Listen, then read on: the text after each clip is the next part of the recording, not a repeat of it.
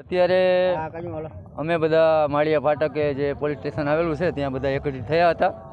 અને 700 થી 800 રિક્ષાવાળા આજે સવારની રિક્ષા એવું બંધ રાખેલ છે. કારણ કે સાહેબે અમને એવો સોમવાર સુધીનો ટાઈમ આપ્યો હતો કે અમે સોમવાર સુધીમાં આનું કંઈક નિવારણ લાવશું અને અત્યારે એવું સુખ કારણ નિવારણ આપ્યું છે પોલીસ સ્ટેશનમાંથી સાહેબે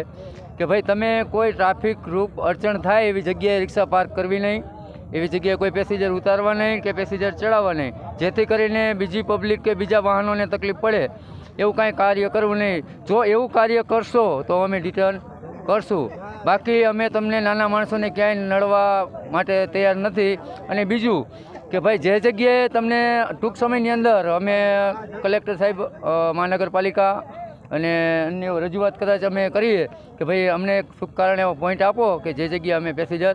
ભરી શકીએ. કારણ કે હાલમાં હજી ઘણી બધી એવી જગ્યાઓ છે જ્યાં અમે રિક્ષા પાર્ક નથી કરી શકતા, પેસેન્જર ઉતારવા હોય તો બહુ મુશ્કેલી પડે છે. એના હિસાબે ટ્રાફિક